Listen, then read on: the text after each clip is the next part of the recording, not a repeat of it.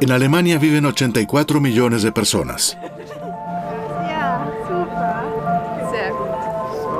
Todos ellos son diferentes. Todos tienen intereses, objetivos y opiniones. ¿Miro allí o te miro a ti? Cada uno con su propia historia. Comparten un país, Alemania, un país sostenido por una democracia firme. ¿Quieres algodón de azúcar? Una democracia joven, forjada con esfuerzo, ¿Me siento aquí? que garantiza que todo el mundo pueda decir sin temor lo que piensa. No siempre fue así. Nunca había visto un micrófono con peluca. Es por el viento, ¿no? La historia demuestra lo importante que es proteger la libertad y la participación política. Ya no queda mucha gente que haya vivido en carne propia los crímenes de la barbarie nazi. En otras palabras, cada vez son más los que no conocen a nadie que pueda dar testimonio de ello. ¿Podemos aprender de la historia? ¿Podemos garantizar que la historia no se repita? ¿Nunca más? ¿Y cómo hacer para que ese nunca más se convierta en algo más que una declaración bien intencionada?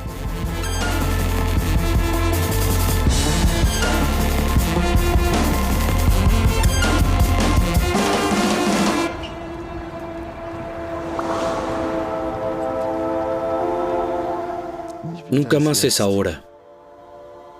Nunca más es ahora. Pero, ¿qué es ese nunca más? ¿Nunca más? No lo he oído. Tengo que admitirlo. ¿Nunca más? No. Se dice de cosas cotidianas como nunca más dulces o algo así. Por supuesto, ese término significa algo para mí. Es muy importante, en mi opinión. Porque incluso hoy en día todavía hay idiotas, yo diría, que trivializan lo sucedido o lo niegan por completo. Es una estupidez. Para nosotros, los alemanes, es nuestro deber el oponernos si nos toca vivir algo así. Sí, yo estoy de acuerdo en que hay ciertas cosas que nunca más Deberían repetirse. Exactamente. Alemania es el campeón mundial de la memoria histórica. Ningún otro país es tan experto en conmemorar ni tan consecuente en amonestar. Hay más de 300 monumentos y más de 100.000 placas que recuerdan dónde vivieron judíos asesinados. La conmemoración de las víctimas del Holocausto es una práctica consolidada en la política y la sociedad.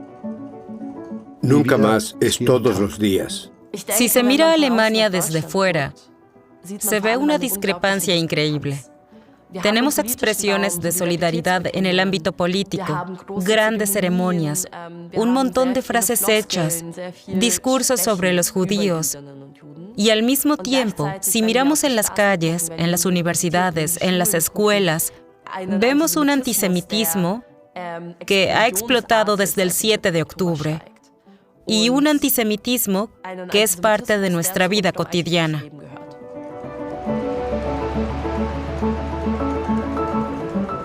No lo creo, no.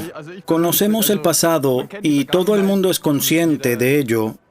Así que no creo que haya un problema de antisemitismo hoy en día. Yo veo que todo el mundo es tolerante y Yo tampoco lo creo. Lo que pasa es que si no te ves afectado personalmente, no lo sientes igual. Y si la gente que está afectada dice que sí, que sigue existiendo, entonces seguramente algo está pasando. Cerca del 8% de los alemanes comparte una ideología de extrema derecha. El antisemitismo y la actitud antidemocrática han aumentado mucho en los últimos años. Según el Centro de Información e Investigación RIAS, el número de incidentes antisemitas aumentó más de un 80% en 2023 con respecto al año anterior. RIAS intenta documentar las agresiones, los insultos antisemitas, la hostilidad e incluso los ataques físicos. Documentamos su dimensión, pero también cuáles son los hechos de actualidad política que se toman como pretexto para canalizar sentimientos antisemitas. Desde el atentado terrorista de Hamás en Israel, los incidentes se han multiplicado. Los primeros informes se recibieron en la tarde del 7 de octubre.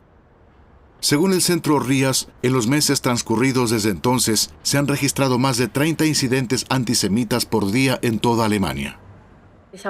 Hoy he recibido una carta y he pensado que sería bueno leerla y darles una idea de los mensajes, correos electrónicos y demás que recibo. Dice: anunciamos tu más que merecida partida de este mundo. Te mereces morir poco a poco. Aquí ya no hay lugar seguro para ti. Himmler tenía razón. Ustedes son basura humana para ser quemada. Cuánto lamento que mis antepasados olvidaran en los años de 1933 al 45 gasear a tus antepasados en Auschwitz. ¿Entendido, baila de mierda? Así es un día normal para una activista judía. Esto es lo que recibo cada día. Adiós. Como presidenta de la Unión de Estudiantes Judíos en Alemania, Hannah Weiler hace campaña contra el antisemitismo, especialmente en las universidades alemanas. Motivo suficiente para exponerla al odio y el acoso. Es muy importante para mí subrayar que la vida judía en Alemania siempre fue cualquier cosa menos cómoda. Ya mucho antes del 7 de octubre. Crecimos con ello. Estamos acostumbrados a que las instituciones judías, las sinagogas, las escuelas y guarderías judías tengan que estar vigiladas por la policía.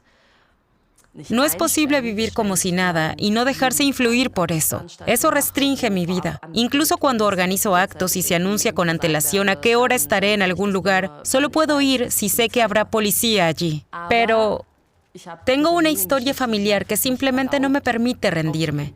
Soy la primera persona de mi familia con derecho democrático al voto. Soy la primera de mi familia que puede vivir su identidad judía con autodeterminación y segura de sí misma.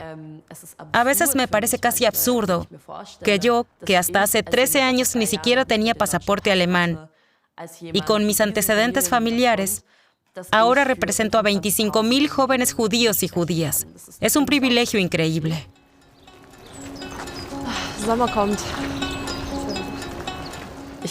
Nací en Bielorrusia, en Vitebsk, en 1998, y mi familia llegó a Alemania como refugiados en 2005.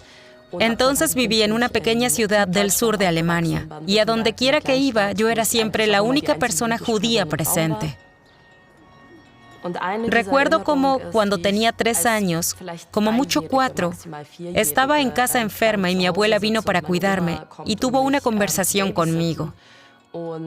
Todavía puedo verme sentada en mi cama y a mi abuela sentada frente a mí y comenzando la conversación con: ¿sabes? Cuando yo tenía tu edad, mi familia tuvo que huir, porque debes saber que somos judíos. Ese es uno de mis primeros recuerdos. Así que la Shoah siempre estuvo presente en mi familia, en mi historia familiar, como un huésped no invitado que está presente en todas las celebraciones familiares. Nunca he ocultado el hecho de que soy judía. Durante mucho tiempo no fue algo muy importante, porque yo misma no sabía qué significaba, sobre todo cuando nos mudamos a Alemania, porque durante los primeros años había otras cosas más urgentes. Yo era de repente una niña inmigrante y tenía que aprender alemán, y mis padres no hablaban alemán. Y esta experiencia migratoria, que tienen muchísimas personas en este país, también la vivieron muchos judíos y judías, porque el 90% de nosotros procedemos de los países de la antigua Unión Soviética. Yo era la única judía de mi clase. El tema del judaísmo solo se trataba en relación con los judíos muertos. Era algo del pasado. Y yo me convertí en la experta de la clase sobre la Shoah, porque sabía mucho gracias a mi abuela. Y de hecho disfrutaba haciendo, por ejemplo, una exposición sobre el campo de concentración de Auschwitz, porque sabía que podía decir más sobre eso que mis compañeros alemanes. Y a menudo me pregunto, ¿cómo serán las clases de historia en las aulas donde la mayoría de los alumnos nunca han visto a un judío o una judía vivos? Porque lo que ofrece el plan de estudios son cosas que no son tangibles para los jóvenes. Y si tienen suerte, contarán con profesores comprometidos que al menos organicen una visita a un lugar conmemorativo. Es muy difícil transmitir esto a los jóvenes. ¿Cómo hacer que lo comprendan? Pero este es un lugar para comprender. Por eso el trabajo en los sitios conmemorativos sigue siendo muy importante.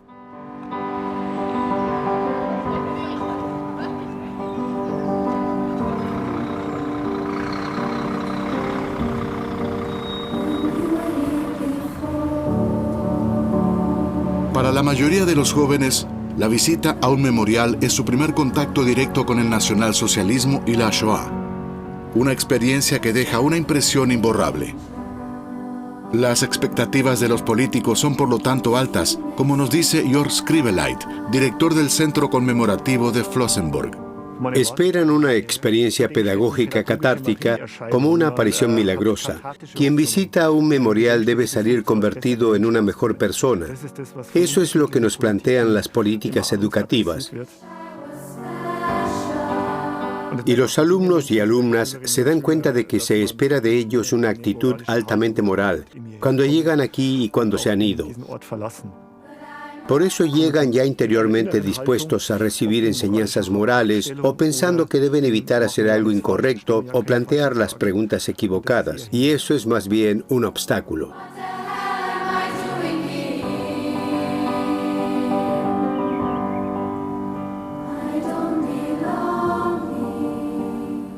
A un lado de la puerta de entrada había una placa que decía «El trabajo libera».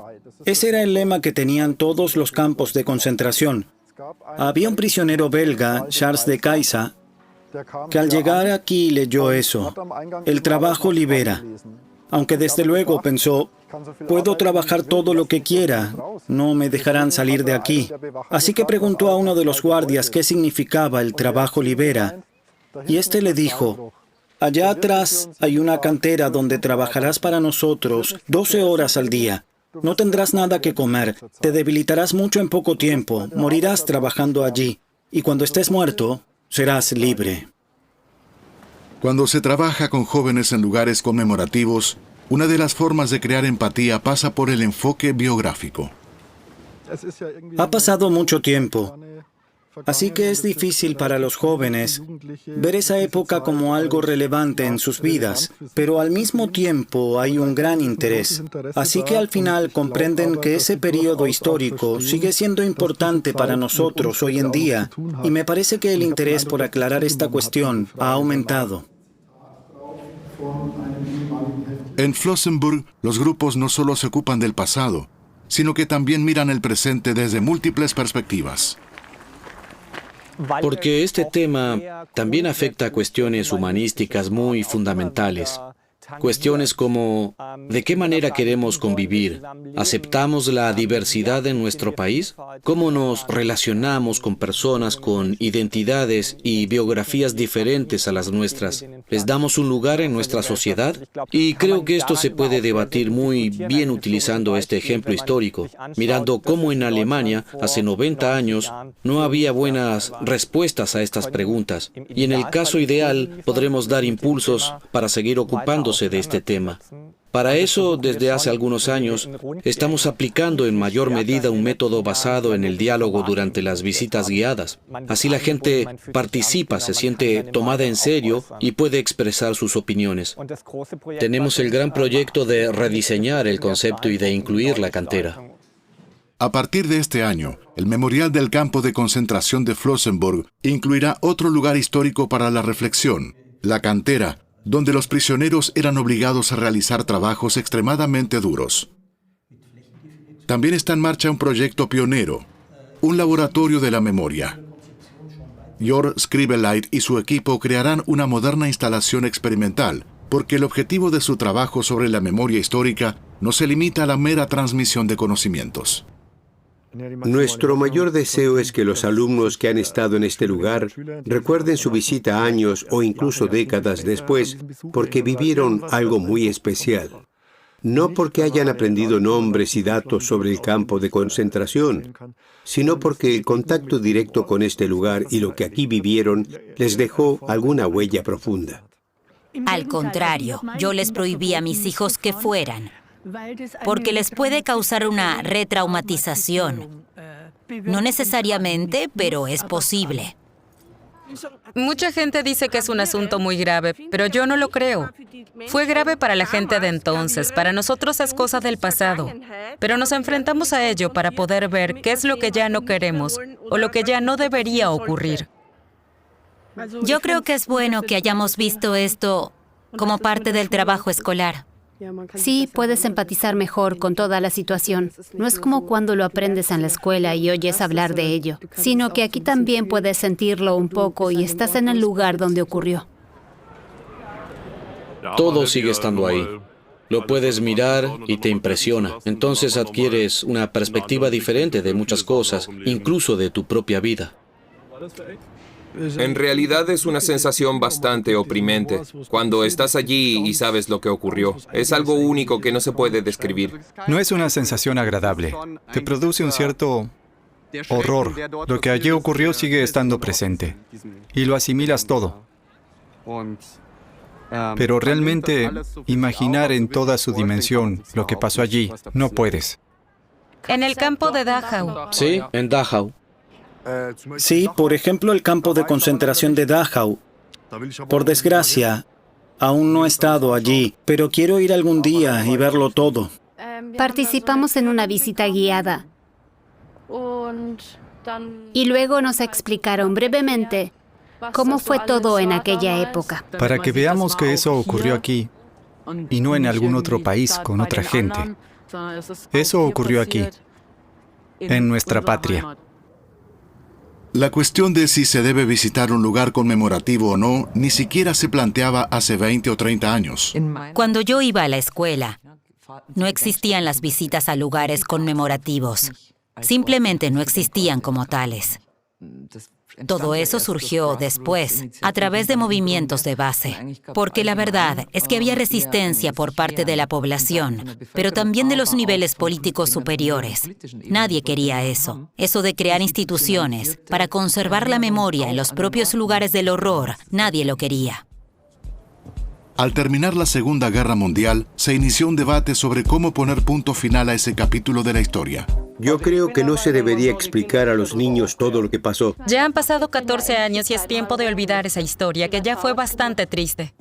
Criminales nacionalsocialistas y beneficiarios del régimen se integraron en la sociedad y en la política, pero los hechos fueron olvidados y suprimidos. Flossenbürg simboliza la forma en que se trató sistemáticamente la historia. Aquí, en vez de un lugar conmemorativo, en los años 60 se construyó sobre el antiguo campo de concentración una urbanización que aún hoy sigue habitada. Tampoco en el campo de concentración de Dachau había mucho interés en ocuparse del pasado. El hecho de que los barracones para prisioneros del campo de concentración sigan habitados debe parecer inconcebible a un visitante que llegue a este lugar. Esta taberna sigue funcionando gracias a la falta de sensibilidad del tabernero. Es oprimente pensar que haya gente bebiendo alegremente aquí, en este lugar del sufrimiento. Sí, dudo un poco de que la ciudad de Dachau lo haya hecho siempre todo bien en los últimos años. Pero no creo que tenga sentido recordar el pasado ahora. En cualquier caso, ahora todo va por buen camino. El sitio conmemorativo de Dachau se inauguró recién 20 años después del final de la guerra. Incluso en las escuelas se prefería ignorar la historia en vez de enfrentarla, como demuestra un informe de 1959. Si se pregunta a la gente sobre el nacionalsocialismo y Hitler, las respuestas que se escuchan se basan generalmente en un conocimiento muy pobre. Si en una clase de 33 alumnos preguntamos ¿cuántos judíos murieron en el Tercer Reich?, solo 13 alumnos levantan la mano. Y hoy podemos decir que los bombardeos de los aliados sobre Dresde demostraron que no solo peleaban contra Hitler en ese momento, sino contra todo el pueblo alemán. Porque los aliados se habían dejado llevar por un odio tan irracional que ya no habrían aceptado ninguna concesión democrática a Alemania. Creo que esa fue la visión alemana a partir de 1945. No el recuerdo de las víctimas, ni la confrontación con los propios hechos, sino el presentarse a sí mismos como víctimas, porque no había ningún interés en recordar los propios crímenes. No había ninguna confrontación con ellos. ¿Qué saben sobre Hitler y el nacionalsocialismo? Hitler era un dictador. Dio trabajo a los desempleados e hizo construir autopistas. Unter Hitler war es da ganz gut, da es da keine Lehrer gab, so wie Taxifahrer, die es jetzt gibt. Ich finde, was Hitler gemacht hat, das war ganz gut. Denn er hat 7 Millionen Arbeiter mit einem Schlag wieder zu Arbeitern gemacht. In den Konzentrationslagern wurden die Menschen grausam behandelt, das wusste aber niemand. Adolf Hitler hat viele Juden hinrichten lassen, aber eine bestimmte Zahl weiß man nicht, wie viele. ¿Lo sabes tú? Ich glaube ungefähr 50.000.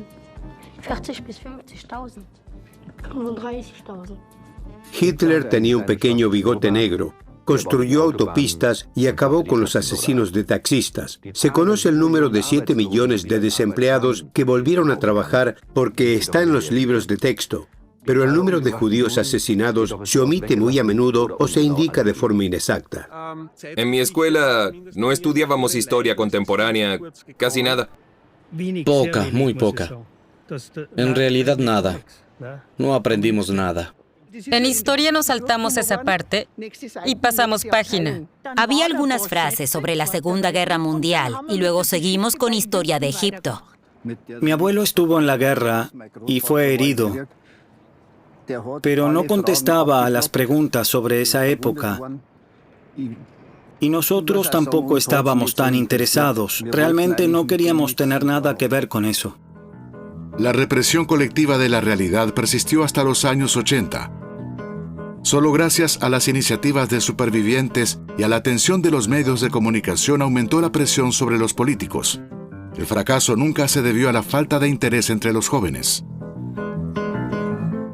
Casi el 100% levanta la mano cuando se les pregunta a quién le gustaría saber más. ¿A qué atribuye la insuficiente formación de nuestros alumnos de primaria y secundaria?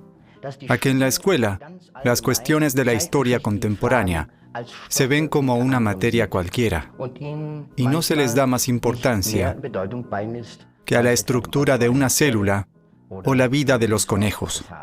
Solo puedo esperar que en el futuro la educación política se tome realmente más en serio.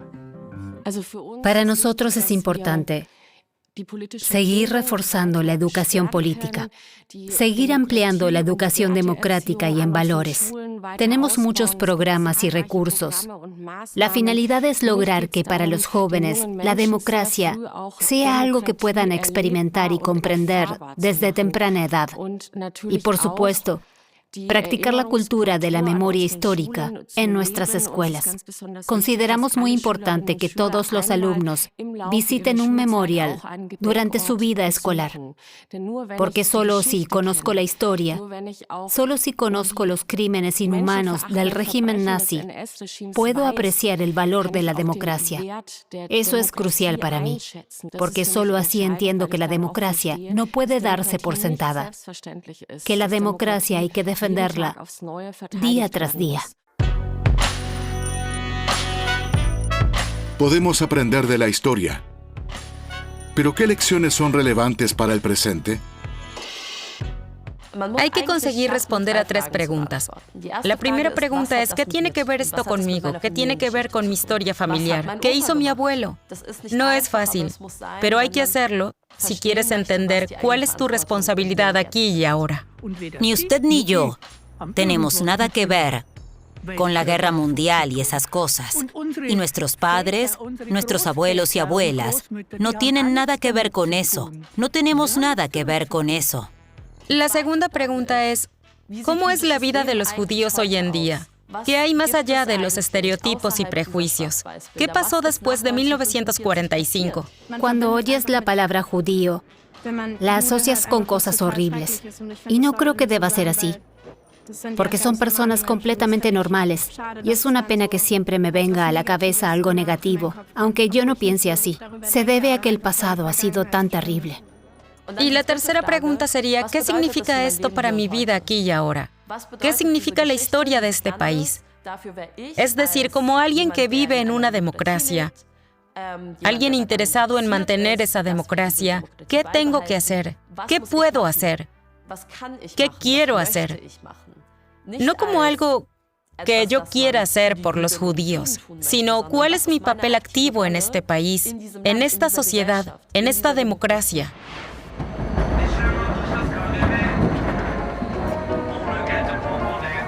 La sociedad alemana es diversa, pero la cultura de la memoria histórica se dirige sobre todo a las personas sin antecedentes migratorios.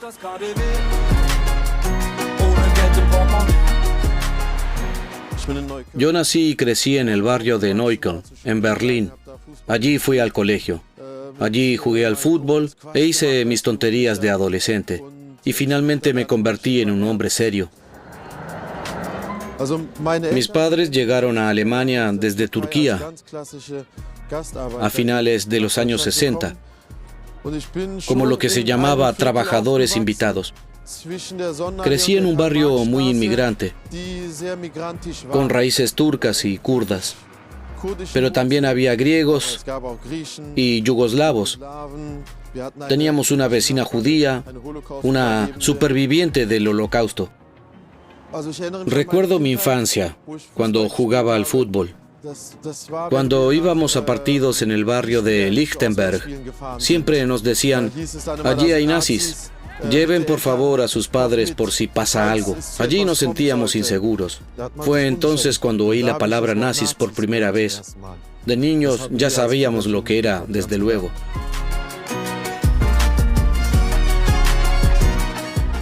Después de los atentados del 11 de septiembre de 2001, me di cuenta de que algo estaba cambiando significativamente para nosotros como musulmanes. Sobre todo porque ahora nos distinguían como musulmanes, cosa que no pasaba antes. Entonces, me encontré, por ser musulmán, en medio de un torbellino de teorías conspirativas. Se decía que todo iba dirigido contra los musulmanes y que estaba controlado por una conspiración judía. Israel era entonces un gran tema y yo tenía amigos palestinos en mi clase. Lo que me molestaba eran las generalizaciones, los prejuicios colectivos, aquello que no me gustaba porque yo mismo había sufrido prejuicios como musulmán. Así que empecé a investigar esos temas, empecé a estudiar ciencia política y a involucrarme cada vez más políticamente. Y fue entonces cuando conscientemente busqué contacto con judíos por primera vez y entablé un diálogo con ellos. Luego me involucré rápidamente en programas de intercambio y formatos de diálogo. Así fue como entré en ese tema y allí sigo. Dervish Hisarchi es presidente de KIGA, la iniciativa de Kreuzberg contra el antisemitismo. Este grupo promueve una educación política que permita un cambio de perspectiva, que aumente la capacidad de empatizar con otros y tolerar opiniones divergentes. Colaboran con alumnos, profesores y comunidades musulmanas para llegar a grupos que de otro modo rara vez son escuchados y corren el riesgo de ser marginados. Un buen profesor es aquel que tiene en cuenta la diversidad de su clase, de manera que todos puedan dar su opinión. Donde no hay confianza, donde no hay conexión emocional, no hay educación. No la hay. Puedes impartir conocimientos, pero eso también puedes hacerlo con videos de YouTube. No se necesita una escuela para eso. Nosotros no queremos impartir conocimientos. Queremos personas. Queremos personas que crean en sí mismas. Queremos personas orientadas hacia la convivencia y la comunidad, que quieran estar en sociedad, que quieran democracia, que puedan demostrar valor cívico en los momentos importantes. Personas valientes y curiosas. Eso es lo que queremos. La escuela no es para impartir conocimiento, sino para hacer personas. Eso suena patético. Y si crees que no es auténtico, sácalo del video. Pero yo creo en ello. Todas las personas son accesibles. Todas están abiertas. Los niños y los jóvenes en particular están abiertos. Ese no es el problema. También he criticado públicamente y con dureza que algunos expertos dijeran después del 7 de octubre que estos niños tienen visiones cerradas del mundo. Eso es un error, de hecho. Los niños no tienen una visión preconcebida del mundo. No pueden tenerla en absoluto, porque todavía están en fase de desarrollo. Están abiertos. Quizás sean provocadores, Puede que se comporten a veces como tontos, pero no son ideológicos, no tienen una visión del mundo preconcebida, están abiertos. Y quienes no acepten esta verdad y no aprovechen esta oportunidad, vaya lástima. Según mi experiencia, los jóvenes quieren desempeñar un papel activo en esta sociedad. Quieren que se los escuche, quieren que sus voces y sus historias sean tomadas en cuenta. Y yo no acusaría a los jóvenes de no querer asumir responsabilidades. No lo sé. Sinceramente, creo que hacen muy pocas manifestaciones. Tienen que manifestarse más, en mi opinión. Hay mucha gente, especialmente en Austria y Alemania, que son muy de derechas. Y no es solo una actitud política, es más que una actitud política. Yo también estoy en contra de eso. Odio a los nazis, si me permiten decirlo. Partidos como la AfD, la Alternativa para Alemania y demás, los rechazo. Odio a cualquiera que esté en contra de los extranjeros. Odio a la gente así. Los nazis no me gustan. La culpa es del Partido Socialdemócrata y los verdes también. No solo la AfD. La gente vota a la AfD porque el SPD y los verdes tienen políticas muy malas.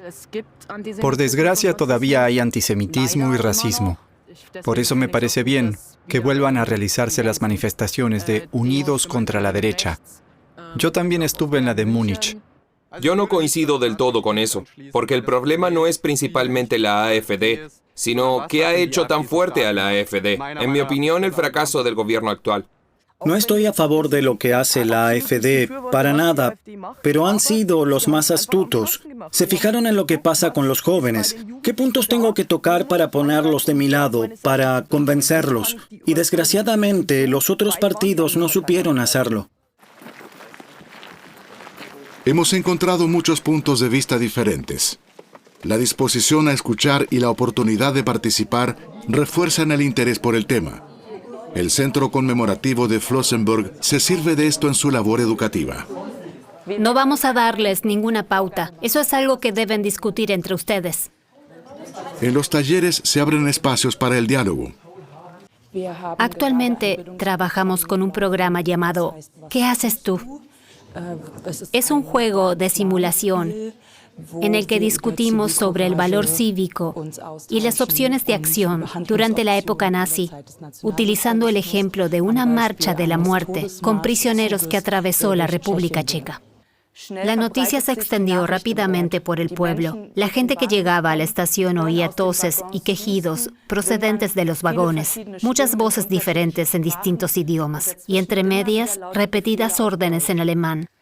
No está claro cuánto tiempo parará aquí el tren. Con la información que tienes, ¿qué harías tú?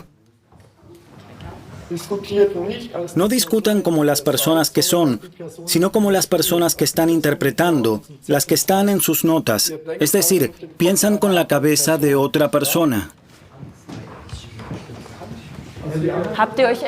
¿Se han decidido o siguen discutiendo?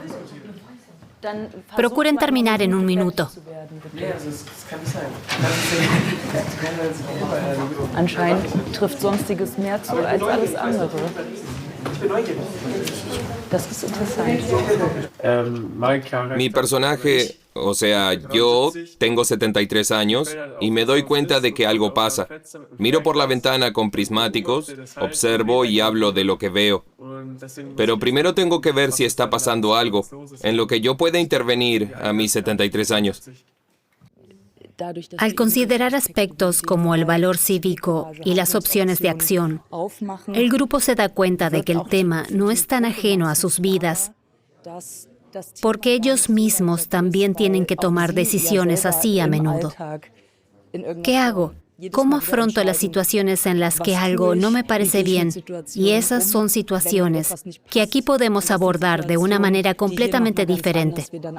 Y por eso tengo la impresión de que esto les hace pensar. Sí. El tren se detiene durante la noche en Rostoki. El jefe de estación retrasa el viaje. Son horas valiosas para actuar con decisión.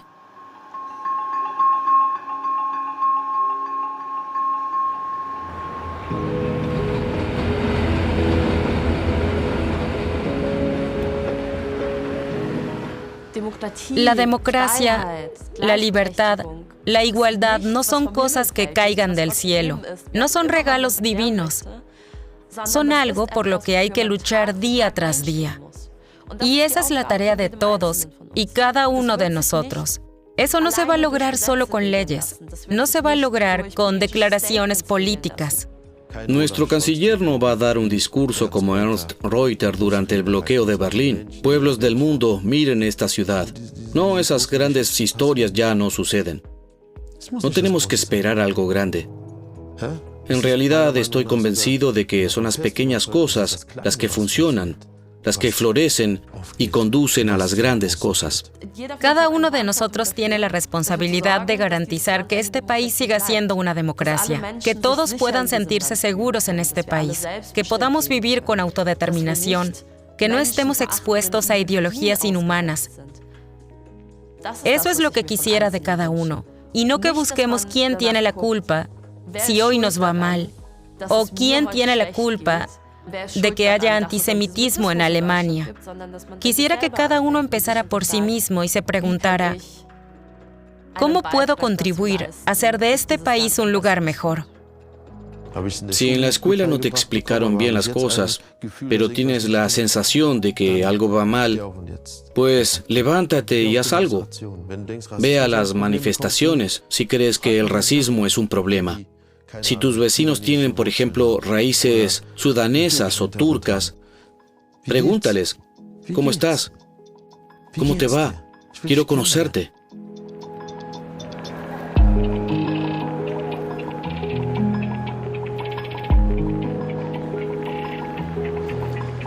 La vida es encuentro.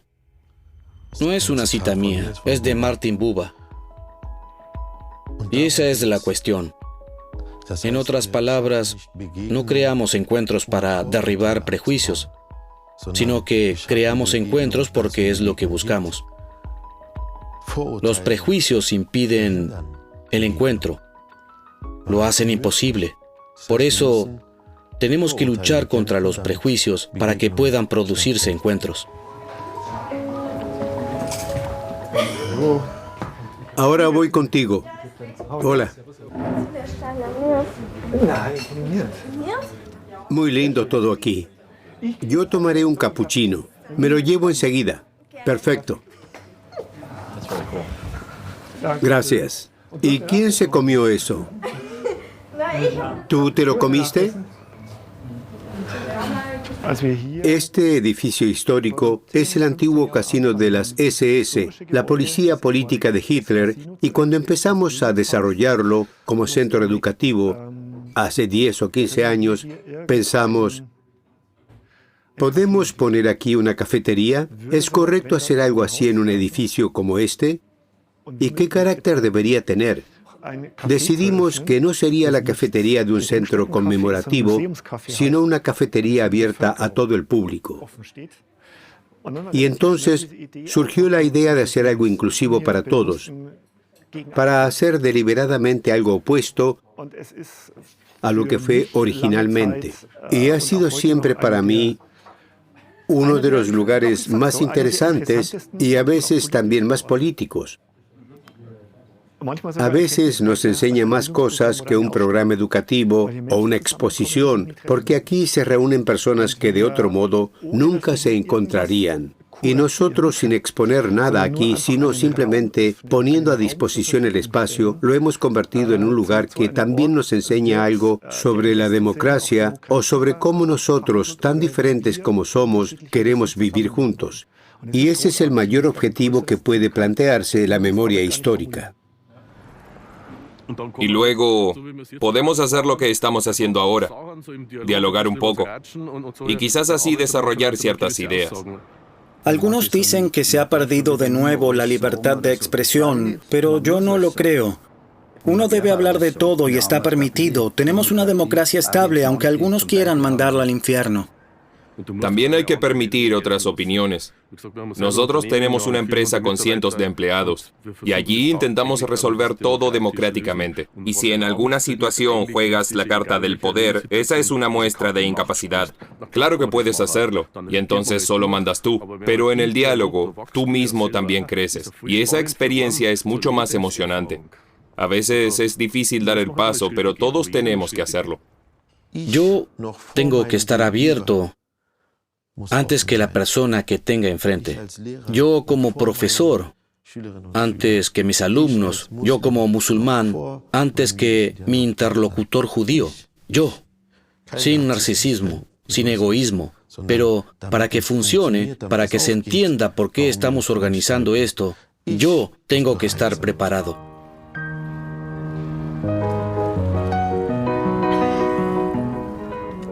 Este nunca más no vale nada si no está vinculado al presente. La política del recuerdo no vale nada si significa hoy limpio las placas conmemorativas, pero al día siguiente me importa un bledo cómo viven los judíos y judías en este país. Nunca más es una llamada a la acción para luchar contra el antisemitismo. Eso es lo que entendemos por nunca más. Y por supuesto va de la mano de la lucha por la democracia, la lucha contra el racismo, contra las violaciones de los derechos humanos de cualquier tipo, porque también tenemos que entender que el antisemitismo no es solo una amenaza para los judíos. Por supuesto que es una amenaza para nosotros en primer lugar, pero al fin y al cabo es una amenaza para nuestra convivencia democrática. No hay un botón que activar o un tornillo que ajustar para cambiar esto. Sabemos que esto es complejo y complicado y que llevará tiempo. Lo que hace falta es que empecemos ya. Y si queremos preservar nuestro orden democrático, nuestros hijos tienen que aprender lo que es una dictadura. De lo contrario, perderemos el futuro. Y por eso creo que en este punto no podemos permitirnos transigir.